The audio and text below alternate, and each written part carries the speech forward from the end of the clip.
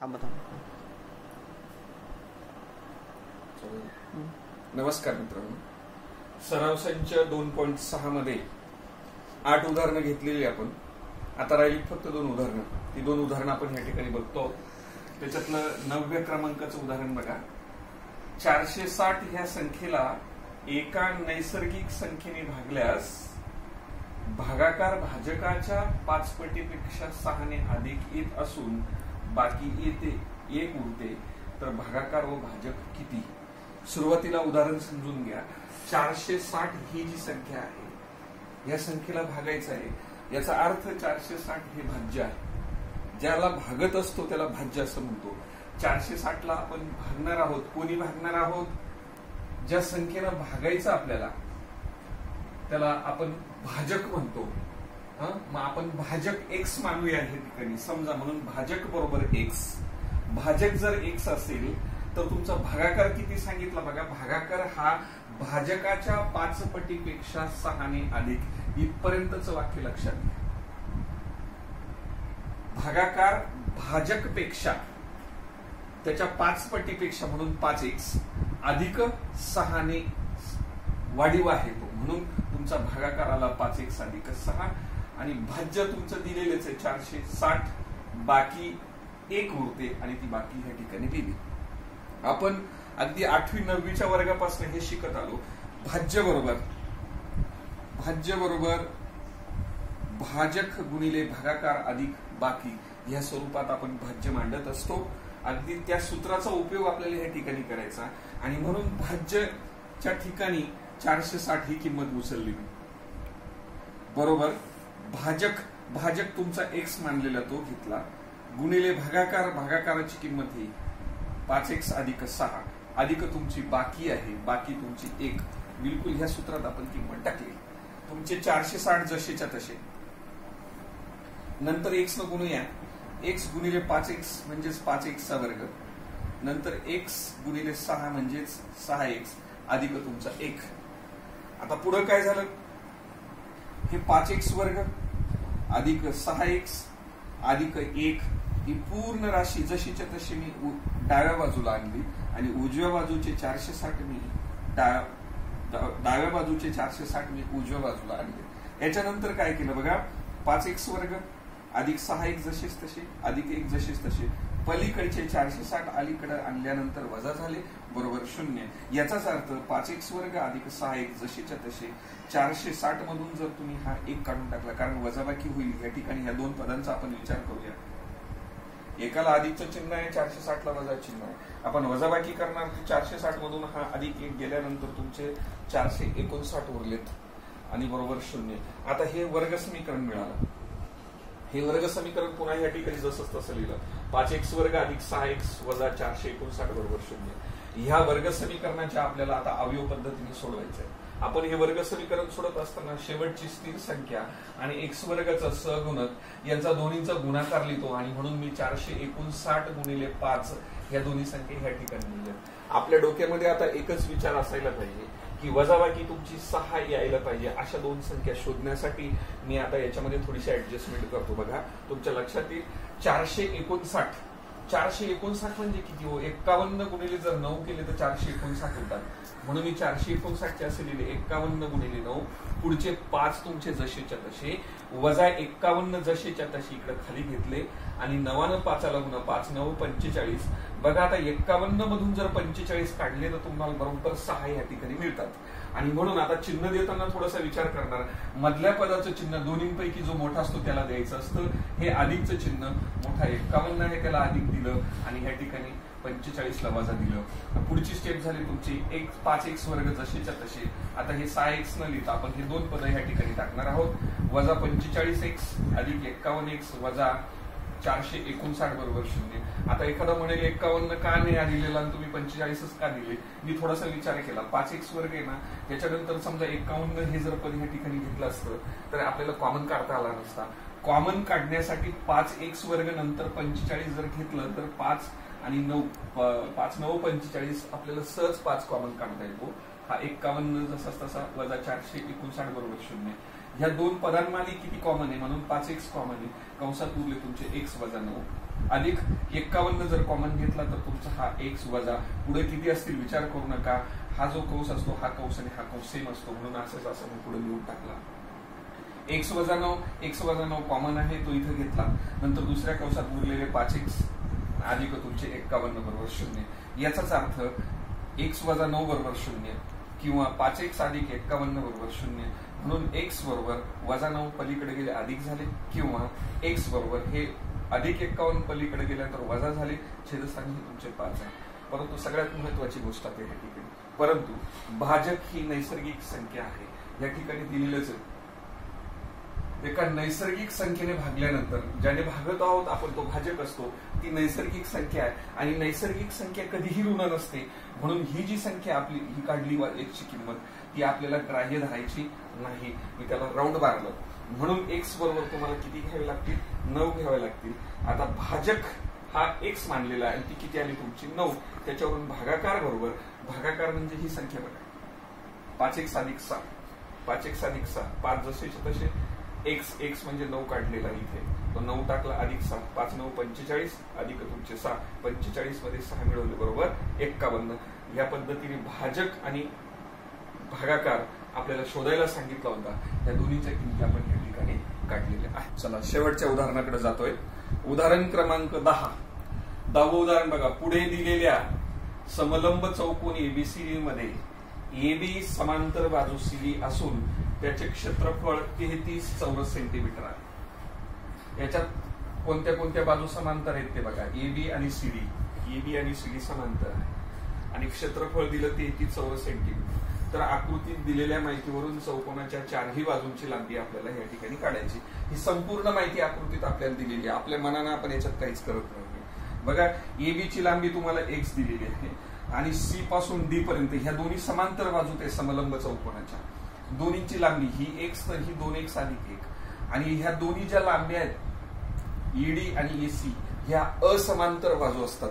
त्या बाजू समांतर नाही, त्या अशा पद्धतीने असतात आणि त्या दोन्ही सुद्धा सारख्याच मापाच्या आहेत. हे चिन्ह या ठिकाणी काय दर्शवतं, हे चिन्ह असं सांगतं की बीसीची जी लांबी आहे तेवढीच लांबी ईडीची आहे आणि म्हणून हे x वजा 2 तर इथे सुद्धा x वजा 2 असं लिहिलेलं आता.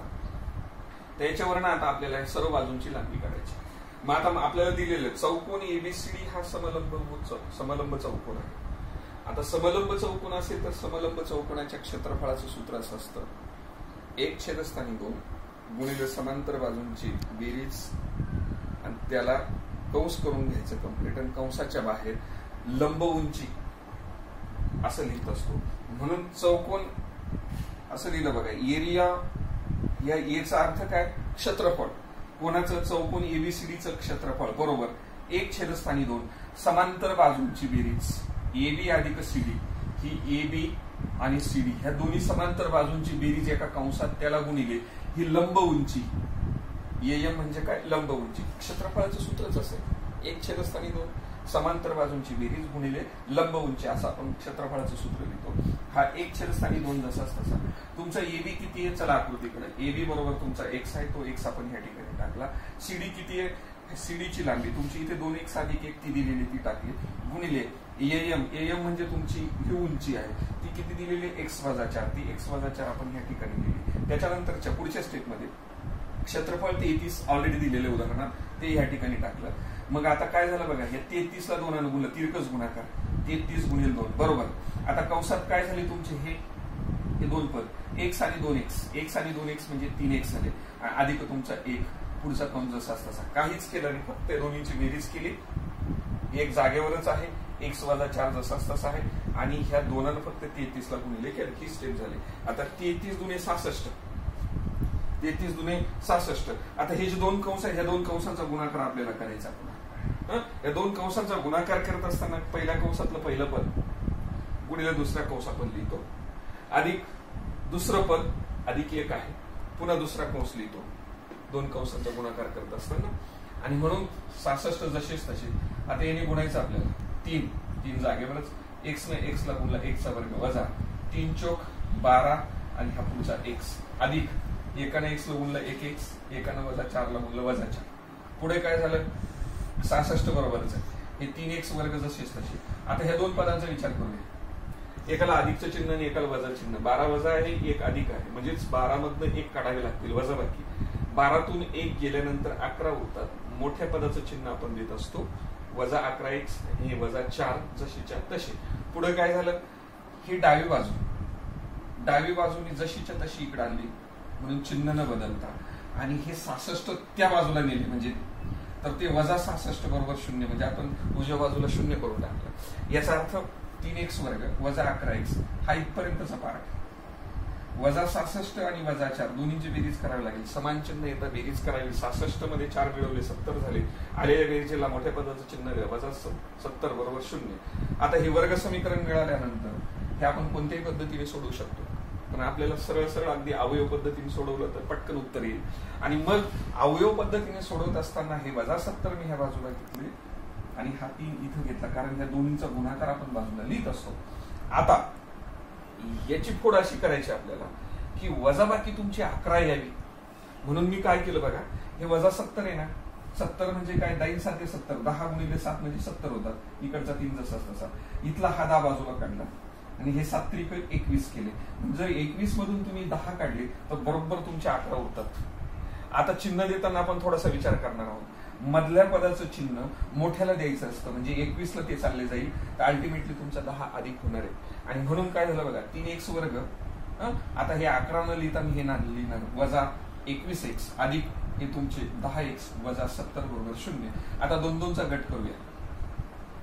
2-2चा गट केला, पहिल्यामधनं 3x कॉमन घेतले, x उरला तो लिहिला, वजा 3 7 21 होतात म्हणून या ठिकाणी 7 आले. 21 आहे, 3 जर कॉमन काढला तर इथं 7 येतील, कारण 7 त्रिक 21 होतात. अधिक इथनं 10 जर कॉमन घेतले तर तुमचे उरलेत x हे वजा चिन्ह, आणि 10 7 70 होतात, म्हणून बरोबर हा कंस आणि हा कंस सेमच असतो, आपण नेहमी बघत असतो. मग x वजा 7 इथे, x वजा 7 इथे, तो कॉमन घेतला. दुसऱ्या कंसात उरलेले हे 3x अधिक 10 बरोबर 0. याचा अर्थ काय झाला, या दोन कंसांचा गुणाकार 0. जर दोन कंसांचा गुणाकार 0 असेल तर पहिला कंस 0 किंवा दुसरा कंस 0. याचा अर्थच x बरोबर हे वजा 7 पलीकडे गेलं अधिक 7 झालं, किंवा x बरोबर हे अधिक 10 इकडे गेल्यानंतर वजा 10 छेदस्थानी हे तुमचे 3 आले. लक्षात घ्या, परंतु लांबी x म्हणजे काय, तुमची लांबी हा x आहे. x ही लांबी, आणि लांबी कधीही निगेटिव्ह नसते, कधीही ऋण नसते, म्हणून मी लिहिलं, परंतु लांबी ऋण नसते. मग जर ती ऋण नसेल तर डेफिनेटली ही जी किंमत आहे ती इथं लिहिली बघा, ही किंमत अर्थहीन होते. त्या किमतीला कुठलाही अर्थ राहत नाही, आपण ती विचारातच घेत नाही. मग कुठली संख्या आपल्याला विचारात घ्यावी लागेल, x बरोबर 7 ही संख्या विचारात घ्यावी लागेल. अहो x म्हणजेच काय, तुमचा AB आहे, म्हणजेच एक समांतर बाजूपैकी एका बाजूची लांबी AB बरोबर 7. दुसरी तुम्ही CD काढू शकतात. CD म्हणजेच तुमची 2x अधिक 1, म्हणून CD लिहिताना मी 2x अधिक 1 बरोबर हा 2 जागेवर x 7 काढलेला तो 7 लिहिला, अधिक तुमचा 1 7 दुनी तुमचे 14 झाले, अधिक 1 14 ने किती झाले 15. CD बरोबर 15 आले.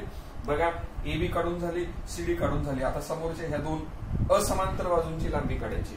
असमांतर बाजू समान लांबीच्या आहेत, AD आणि BC समान आहे, म्हणून मी इकडे लिहिलं AD बरोबर BC समांतर आहे. परंतु ते सूत्र दिलं x वजा 2 इथे दिलेलं, म्हणून x वजा 2, x ची किंमत 7 काढली, ती ठेवली, वजा तुमचे 2, 7 2 गेले, खाली उरले 5. अशा पद्धतीने हे उदाहरण या ठिकाणी संपलेलं आहे. संकीर्ण प्रश्नसंग्रह 2.6 मध्ये 10 ही उदाहरणं आपली कंप्लीट झालेली, परंतु अजून थोडासा वेळ शिल्लक आहे, म्हणून मी संकीर्ण प्रश्नसंग्रह 2 मधले काही उदाहरणं या ठिकाणी घेतो. त्याच्यातलं 11व्या क्रमांकाचं उदाहरण बघा. संकीर्ण प्रश्नसंग्रह 2 पुस्तकाच्या शेवटी, प्रकरणाच्या शेवटी जे उदाहरण ते पाहिजे आपण.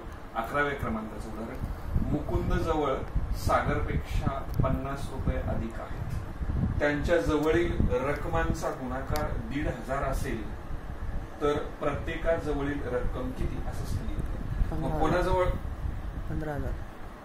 15,000 आहे, तर मुकुंद जवळ सागरपेक्षा 50 रुपये अधिक आहेत, तर त्यांच्याजवळ रकमांचा गुणाकार 15,000 आहे, तर प्रत्येकाजवळील रक्कम किती असेल आपल्याला शोधायला सांगितलं. मग ह्या ठिकाणी बघा, मुकुंद जवळची रक्कम आहे ती सागरपेक्षा जास्त आहे, याचा अर्थ सागरची रक्कम आपल्याला मानावी लागेल, म्हणून सागर जवळील रक्कम समजा आपण x मानली, इथून हे वाक्य x मानले, तर मुकुंद जवळील रक्कम काय होईल, त्याच्यापेक्षा 50 अधिक आहे, म्हणून x अधिक काय होतील ते 50 होतील.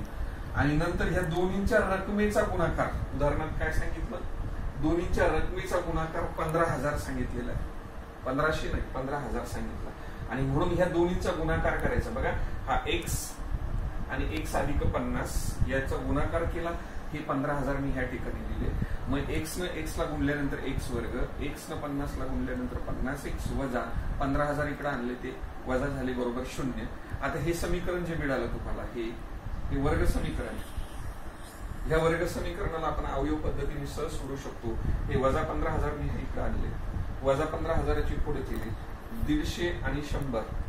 150 आणि 100चा गुणाकार केला तर 15,000 होतो. 150 मधनं 100 जर काढले तर तुमचे 50 शिल्लक राहतात.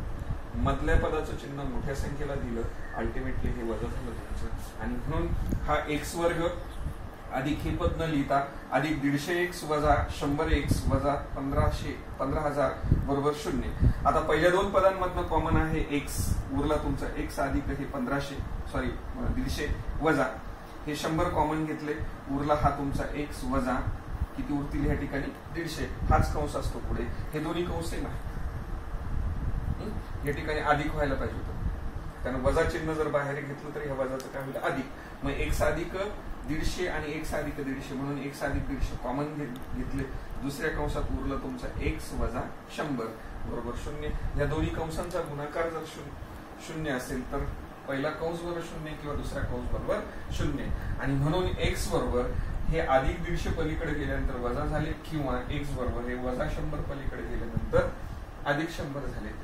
पुन्हा तीच अडचण, परंतु रक्कम कधीही ऋण नसते. हे जे आलेलं उत्तर आहे हे आपल्याला चालणार नाही. x बरोबर 150 हे चालणार नाही, म्हणून ती घेतली ती विचारात घ्यायची नाही. तर तुमची x बरोबर 100 ही किंमत आपल्याला ह्या ठिकाणी विचारात घ्यावी लागेल. म्हणून सागर जवळील रक्कम बरोबर किती घेणार आपण, ही 100 घेणार. तर मुकुंद जवळील रक्कम हे बघा x अधिक 50 आहे, म्हणून 100 अधिक 50 बरोबर किती झाले 150. संकीर्ण प्रश्न संग्रह 2 मधलं 12 उदाहरण. दोन संख्यांच्या वर्गांमधील फरक 120 आहे.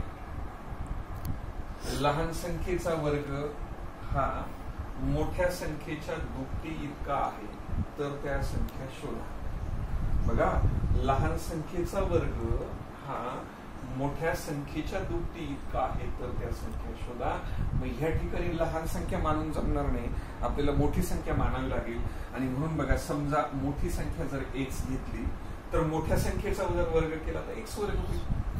मग याच्यावरून लहान संख्या दिलेल्या माहितीनुसार बघा, दिलेल्या माहितीनुसार लहान संख्येचा वर्ग, बरं का, लहान संख्येचा वर्ग मोठ्या संख्येच्या दुप्पटी बरोबर, म्हणजे मोठी संख्या x घेतली तिच्या दुप्पट केला तर हा लहान संख्येचा वर्ग झाला. आणि म्हणून पुढे काय सांगितलं, दोन्हीच्या वर्गांमधला फरक 120 आहे. म्हणून मोठी संख्या वजा लहान संख्या हा जो फरक आहे म्हणजेच वजाबाकी, ही वजाबाकी 120.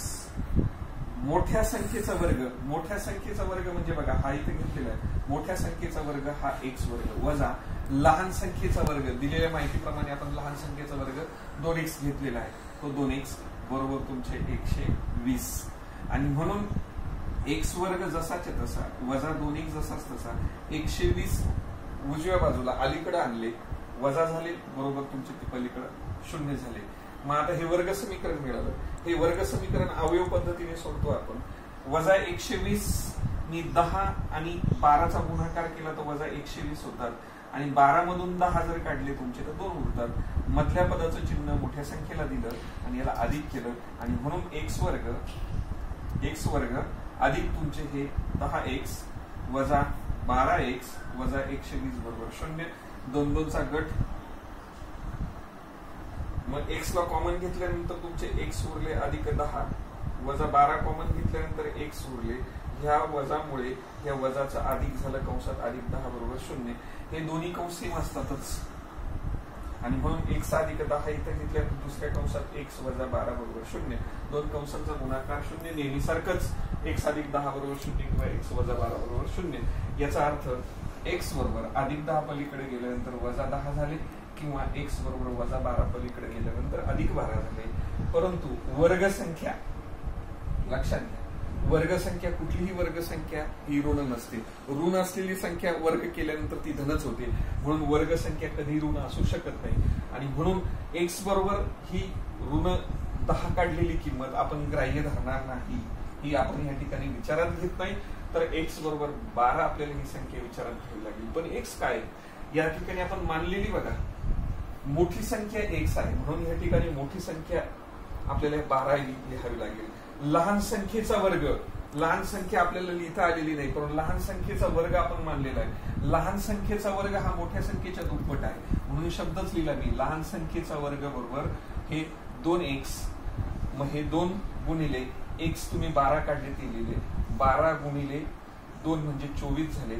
आता 24 ही आलेली संख्या लहान संख्येचा वर्ग आहे, लहान संख्या नाही ती. मग तिचा वर्ग 24 आहे. तर संख्या जर काढायचं असेल तर तुम्हाला वर्गमूळ घ्यावं लागेल. म्हणून लहान संख्या बरोबर 24चं वर्गमूळ निघत नाही. म्हणून वर्गमूळाच्या चिन्हात ठेवलं आणि त्याला अधिक आणि वजा अशा 2 चिन्ह दिले.